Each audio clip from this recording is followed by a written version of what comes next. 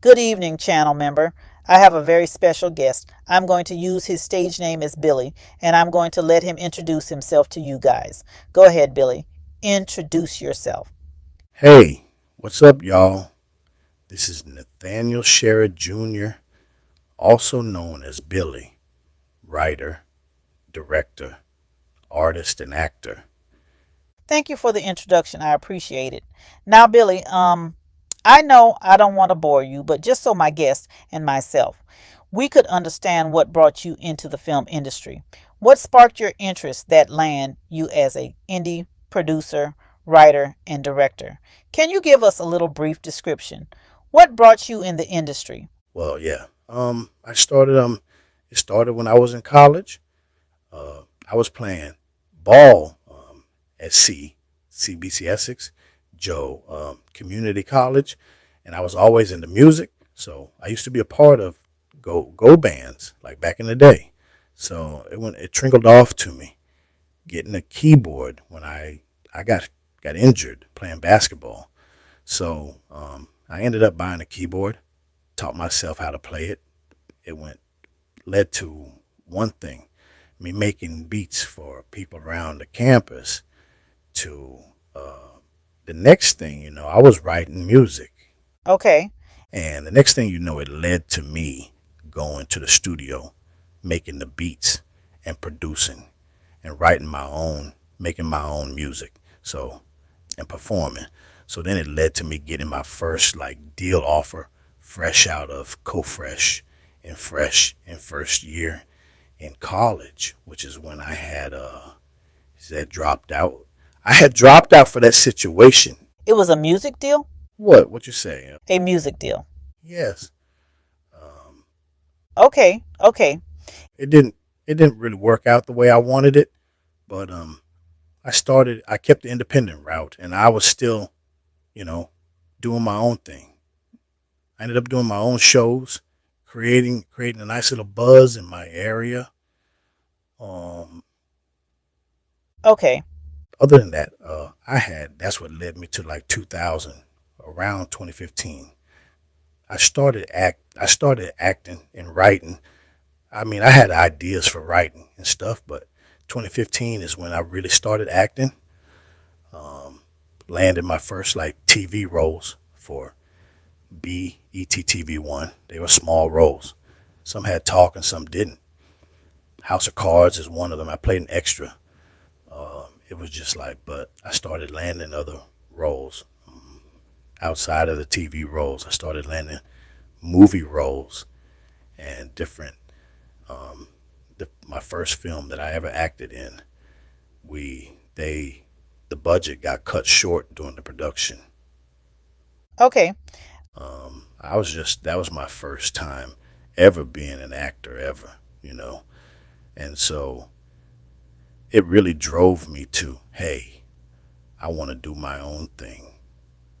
Ah, I already do my own thing for music, and I got supporters and people that come, you know. So I started writing my own films, and then I it led me to directing and writing my own because I was already directing my own music videos, okay, directing other artists' music videos.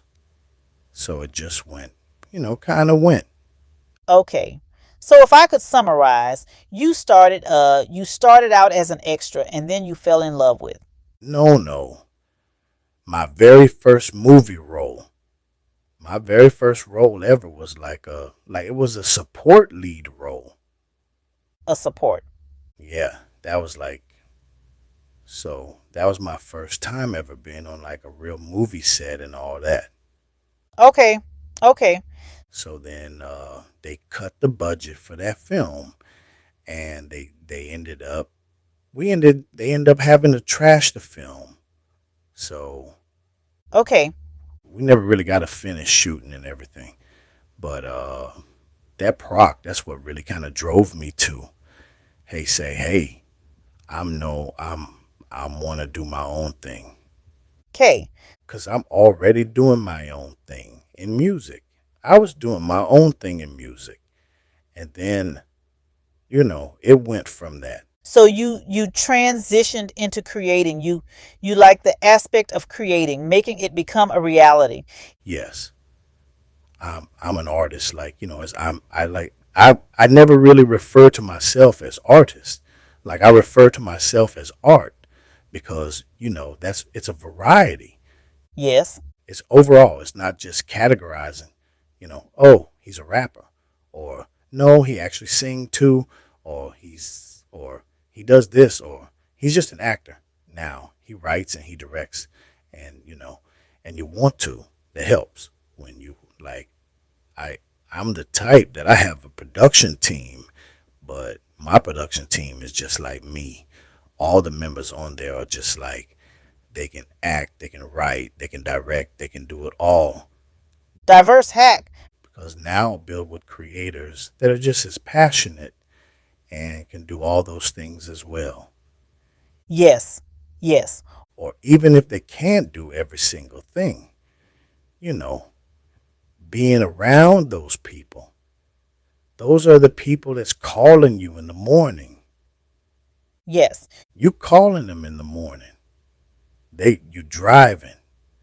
You're gonna keep it going. Yes, I could relate to that. When you're in the indie circle, you have to be able to wear a multi hat because we don't have the access to big budget like Hollywood. Now, Bill, Absolutely. now that you gave us some clarity on how you stumble into the industry and what aspect of the industry you like the most as creating, can you tell the audience and myself some of your bodies of work? Yes. My very first film that I released um, through Amazon Prime.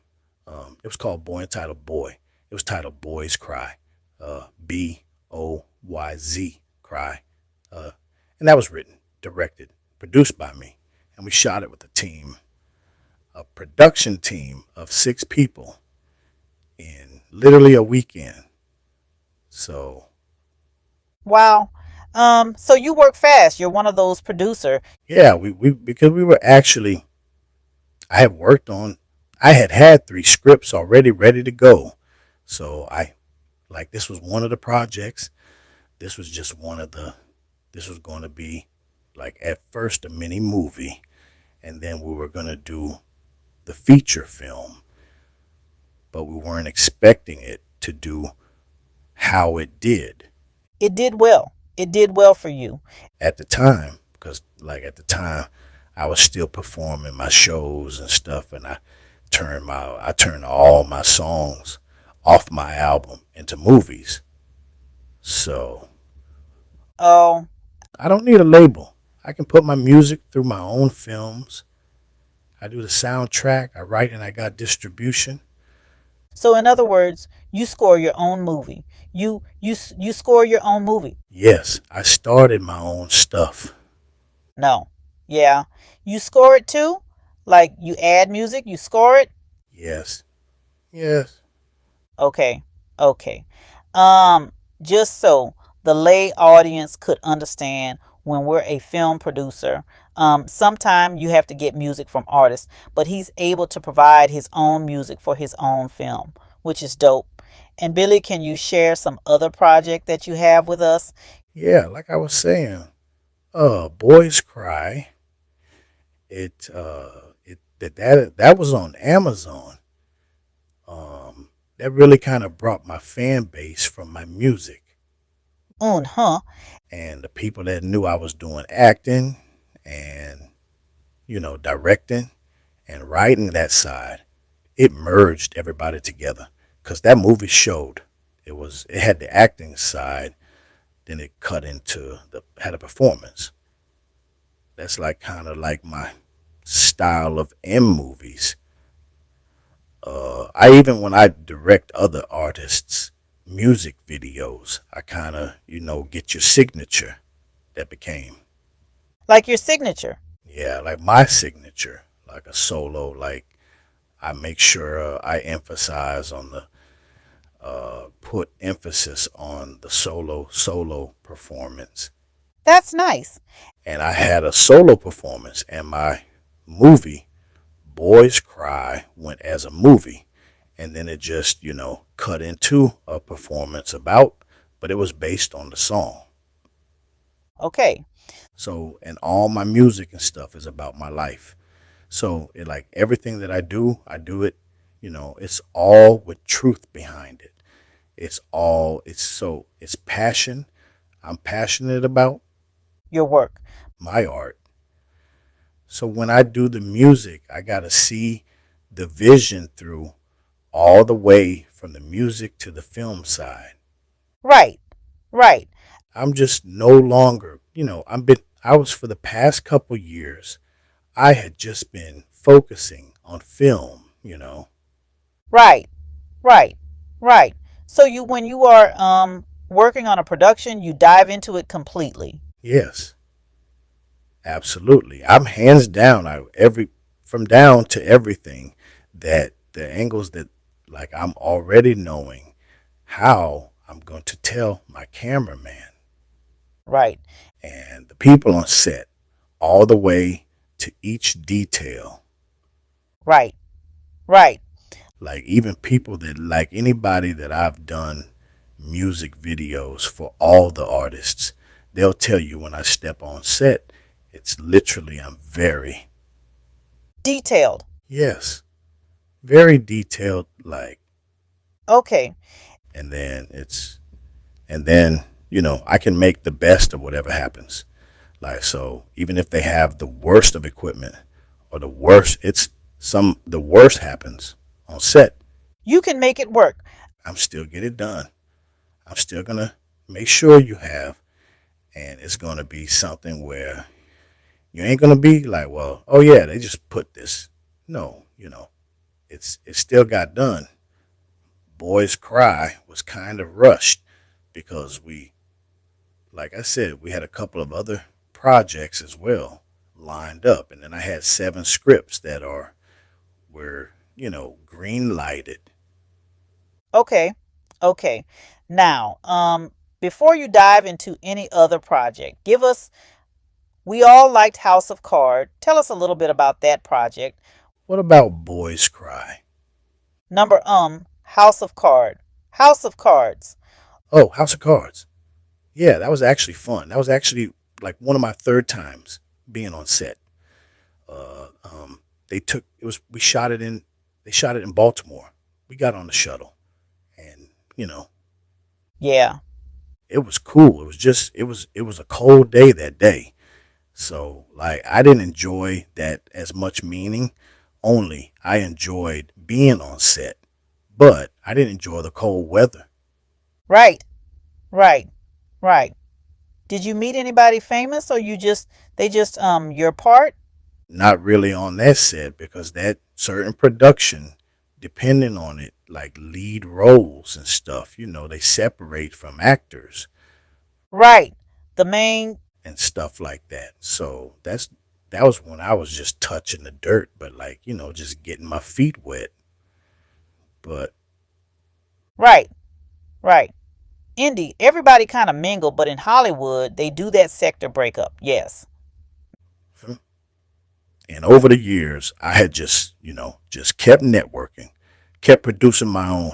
I already had a plan to do my own big, you know, Okay. So that means, set of movies. so Billy, when you start that mean you were making connection within the industry. Am I right? Yes. Um, I mean, and then I have a team too. Have had a team, supporting me. So I had to shout them out, you know. Right. That's why I said shout out to No Loss Studios. That whole team, they back me from music to film, anything from doing the production. Like they're gonna make sure everything sound crisp. Okay. So Billy, so during those years while you were getting in the industry, you were building a fan base as well. Is that correct? Yes, because I was doing my own shows. Um, Okay. like I performed at I per I was I'd had my own show on UST Street. I was doing different things like headlining different shows. I would go out of town, headline different shows, certain things. I would pop out with a single here and there every now and once in a while, and then just go back in the cut and do. I was still writing movies. I'm a writer. That's what I love to do. Yes, yes. You know what I'm saying? And I love that aspect of it. I think that's what gives me the advantage against my competitor. Because when you can write your own stuff, it gives you power. yeah, you can. I have so many scripts where it's, it don't hate you. I don't have to necessarily produce it or direct it, Right, right. because I have director friends too that are in Hollywood and LA and different. It's just I was networking and making sure all of my ducks are in the row. And that's the one thing I always tell all creators. Like, as long as they've known me in this industry, anybody that know me, if you've heard of me, or if you maybe not, a lot of stuff has been taken down. But the one thing I tell everybody, copyright your stuff, copyright your work, do all these things. Make sure you cross your T's and dot your A's, because everything matters.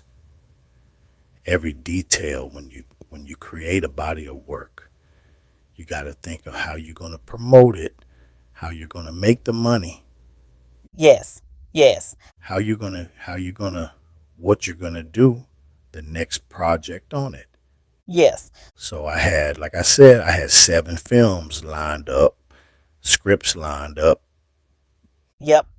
you know. So, Now, Billy. Boys Cry was just really on the music side. I shot that because I wanted to shoot my first film. You feel what I'm saying? I had a team. I put it together, a team. Right? But the other scripts that I had, those were like featured length films that I've even had some being offered as options. Certain studios have actually offered the option certain scripts before. Okay. You know, so it was just different things. I've been had conversations with different studios about certain scripts as well. So it's like I wanted the power to do my own thing. You know. Okay, Billy. While I have you, because I know a lot of the Cleveland indie circles turning in for this interview, can you break down to us the process of you shopping your script?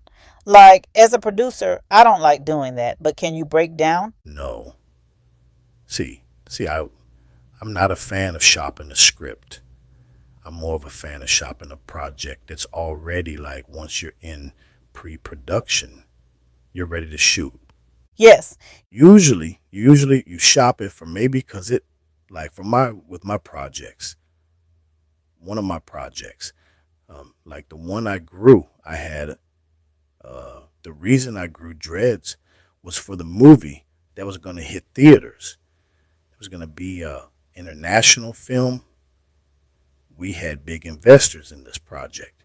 So, you have investors, and then it's like, hey, this project is a little bit bigger. We actually can get the bigger names that we wanted attached to this project. Okay. They read the script. They want to be involved, but they want this amount of money to be on set. You know what I'm saying? Right. So now, as an independent, I'm not a Hollywood studio. So I don't have X amount of dollars Right. to pay that person to stay on per day on set. Right. You know what I'm saying? So now we got to go back to the drawing board. Hey, we might need a little bit more money for this project, or we might, let's shop it around and let's shop and see if we can get some more money for it. And a couple of investors were really taking interest. A lot of, certain actors and big names were taking interest to certain scripts that I've had, particularly Handle. Handle is, that's the one that I think is going to be the the next big one. I said Bloody Freaks was going to be the biggest one because I had a video game and different things as well. But so it's like, So tell us a little bit about video game. How, like, from your movie, you wanted to make a video game. yes, the um the one the well, I can't speak on really too much of that, the legal side, because of that situation. Yes, yes, as much as you can say. But that was Boys Cry, came out in 2019 on Amazon Prime. Uh-huh. The next movie I had was going to be Handled. COVID shut that down in the middle of us doing the project. And then it was a lot of investors that were shaky about what was going on with it. The COVID situation, you can't leave out. Right, right. So we decided to wait to shoot that. So I had wrote another project and I had wrote my first horror film, and it was a vampire movie. So and I had already wrote in 2020. What was the name of that? Copyrighted. Got it.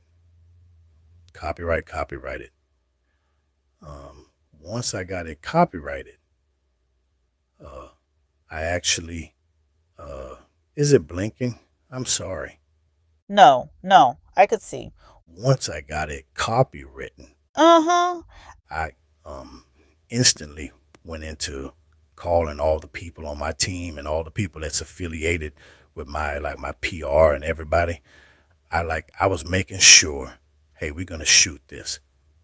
What was the name of that movie? A couple of my director friends that's in LA, Uh-huh. and they actually said, yeah, they this is the one.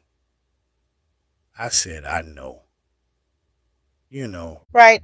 because I kind of was like I'm usually never like, you know, when you got something good, you kind of like just don't want to tell everybody. So I had my production team. Uh-huh. I had the producers, and I started really keeping it in house. It was, can you hear me? Tight circle. Yes, I can hear you. Yeah, I kept it. I keep all my projects in house. Usually, if I want to sell a script or try to, you know, shop a script around or something and see if somebody else want to produce it, I'm usually more lenient on how I give those out. But these projects that was back to back from 2019, 2020, 21, I started working in pre-production with the project. Okay. Let's explain to the audience. Pre-production means stuff was already rolling so they could understand. Yeah. Okay. Explain pre-production to them. This is everything that's done before. The film official photography of the cinematographer come in. Yes. Yes. So that means that goes with contracts being signed. Who's gonna do the soundtrack? Who's gonna do this? Who's gonna do that? And so that's where we were. Where we're casting, you already know who's the actors and different ones that's gonna play the role. And sometimes pre-production can take longer because you may like at me, for example, I may want a certain person that I want to play this role, and that actor cannot play in this movie and or can't film until another summer or got to wait maybe 2 months because they're covered. Right? They're pre-engaged. Yeah. Yeah, they're booked. So now I got to sit back and wait for them to do it because I really want this person. This is the person as a director. Yeah. You're stuck on that person. A writer, you see the vision of who you know, and if they, especially if they agree, like you're gonna, it's called being patient. Nothing wrong with being patient. Right, right. Patience builds king. Patience builds bills. Patience is one of the fruits of the spirit. You feel me? I love that. Yes, yes, yes. And then sometime if you write your own script, you know the actor's skill set in your mind, you know, they're gonna do justice to the character. Absolutely. Yeah. And that was another thing as well. So I kind of like with the projects that I have. They like I knew Bloody Freaks. I kept telling everybody. I even at my I had did a concert in my hometown. Did a show in DC. I was doing different shows. I did a show with 93.9, the radio station. Uh, um, Shout out to Joe Ice, DJ Joe Ice. We would um, during that time, a lot of people knew about this project that I was working on because I also was working on it with another artist from the area, from my hometown, named Ron Stacks. That's He's also the owner of No Loss Studios. Okay. Okay. So yeah, he's an artist and he has music himself. We we've been doing music together, and we always with each other in the studio. So it's like we built. Our team is all together. Everybody knew, hey, y'all working on a movie. So it's kind of like Wow. Was he gonna be in that movie of yours? he was going to play himself Wow. because that's what if you looked at Boys Cry, if you seen Boy Cry, What's his name again? play myself, What's his name again? huh? What was the artist's name again? Ron Stacks, Okay. Ronstackz, behind at the end of his stack. Wow. That's deep. That's really deep. Yeah. Yeah. So I was going to I even in my movies I usually play myself. I play my name, my character, no matter what character it could be. I play Billy. You know what I'm saying? So that's your stage name. In the movie, I'm not gonna lie. In the screenplay, in my screenplay handle, I'm not playing myself my name. You know, I'm actually because that's one of the feature length films that I have and that I had sitting, shopping on. Okay. Okay. Okay. That's deep. So Billy, are you working on any hot production now being a film? Do you have anything on the burner now being a film? Oh, yes, I'm always writing as a writer. I'm always writing. I got some stuff that, like, the one thing that I do is like I tend to when I see films and projects and movies and stuff out, I tend to look and see what's missing, and then I study what's missing, what's not out, what is if I seen something, what is it missing, what is that, and and that's just my opinion, but that helps me create as well to be like, okay, nobody's doing this right here, so let me do this and make sure I'm even leave out the I make sure I do certain details to make sure I'm even more being the only person doing this right. So just in case my project ever gets stolen, somebody steals it, I'm going to know because I personally took the time to make sure I did certain things a certain way. Right. Right. You put your own signature mark on it. Yeah, it's certain things I know when I write a certain way, if you do something to it or anybody, you know, it's I I know why I put that there. And it's setting you up to, you know, Now, you're pre-existing.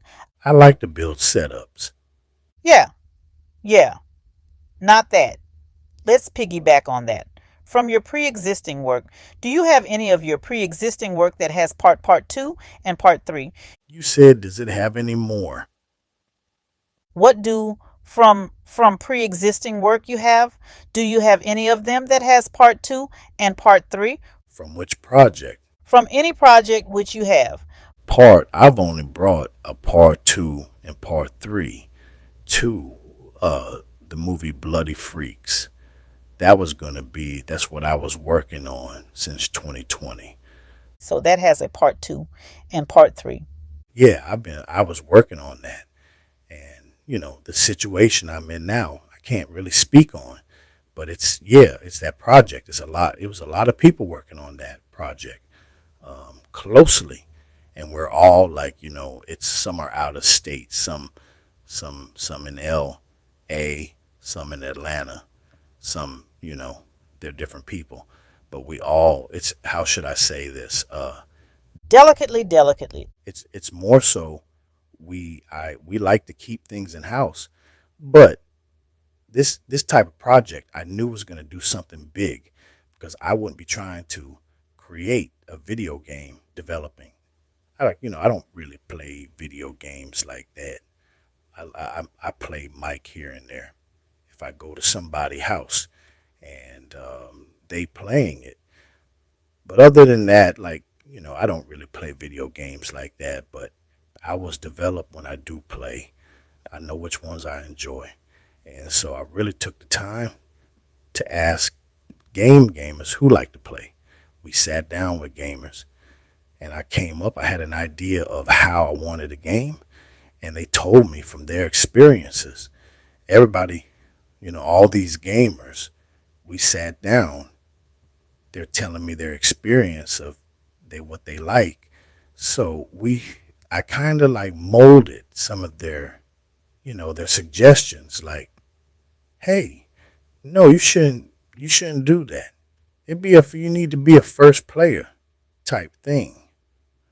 So we were building and developing that game. Uh-huh. And the game, it was going to be a game that was going to come out for Bloody Freaks first. Okay. And then you were going to see part 1, because the takes place from the game leaves off after part 3. Part 3, we could have broke down. The reason why I didn't finish all the way part 3 is because I could leave it and break it down as a series. Okay. It's written to be a series, but it's written to be a longer movie, like a 2-hour movie. A longer movie, yes, and a movie with sequel. Tell us, a movie with sequel. And, you can break stuff down and break series. Yeah, so the audience? It was going to go from part 3 to the video. That was going to lead into the video game. Okay. And the video game, it's an action-packed game. Like if you like Grand Theft Auto, or if you like Call of Duty mixed, like on some open world vampire, people are turning into vampires and this, army and all that. That's kind of like what it was going to be about. You know what I'm saying? But yeah, it was going to be a storyline based on blood, my movie Bloody Freaks, because it all stemmed from part 1. Wow. That one location. And then I wrote part 2, which you find out the thing that was infected was from the Jim Crow slave period of time. Period. Right. And then you wrote part 3. Yeah, so it was just like... Can I ask you that? You must be happy you had part 2 and part 3. You said what? I'm sorry. Part 3. You must be happy that you already wrote part 2 and part 3. Yeah.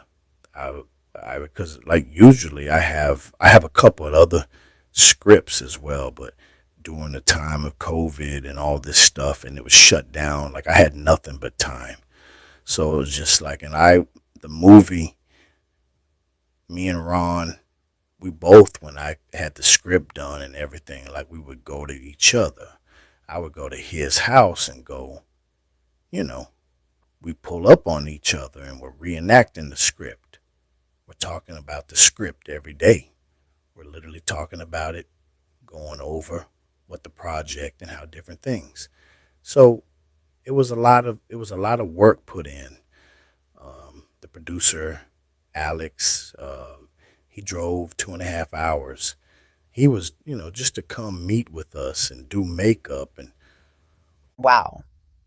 bring other things involved to the project as well. So we were working. I even had, I was trying to make it like a real scare. Like this was going to scare Right. a lot of people. And it's just, Wow. Wow. I can't put it out. I can't put something out there. Right. Right. Literally the same. Well, Billy, when people stand in their truth, the truth will prevail at the end. Absolutely. Yes. Yes. And I'm glad you granted me this interview. I'm glad you were able to tell us what brought you into the industry. I'm glad you're able to tell us the body of work you have. I usually have a signature question. Can you tell us something about Billy? We wouldn't read or we wouldn't be able to Google. Something fun about you. Billy. Billy is Billy studies the Bible. Billy Billy teaches the Bible. Okay. Billy is about the Bible. I haven't been really into the music world no more because it's like, you know what I'm saying? Y'all see what's going on. It's a lot. It's a lot of crazy, chaotic stuff, and woke up to who we are as a people. You feel me? So I've been kind of just focused on family, love, keeping the commandments, and staying out the way. I still write movies and stuff, but the projects that I had, those was already, Pre-existing. yeah, they were, yeah, yeah. You feel what I'm saying? So it's a lot of studios that know that I have a couple of scripts in their, in their possessions. So it's not like I'm just somebody that just randomly just had something in my closet and thought somebody else just took this is like my half of my town, knew most of my town. Right? That part. That part. Now, Billy, can you tell us what faith you associate with? You said what? What? What faith do you associate with? Oh, I'm an Israelite. Okay. Beautiful. Beautiful. We are the Israelites. Yes, I like that. Thank you for sharing. Yes, absolutely. With the viewer, Billy, I truly enjoyed this interview. And all praise to the Most High. Yes. For granting this is an exclusive because I know you're not giving interview. You are grateful to give me this, and I'm grateful. I hope when everything's settled, everything the Most High has give calm and peace, you would bless the Queen with another interview in the future. Absolutely. So I just, I thank you for having me, and I thank y'all for taking the time out to hear my story. It's just been a lot.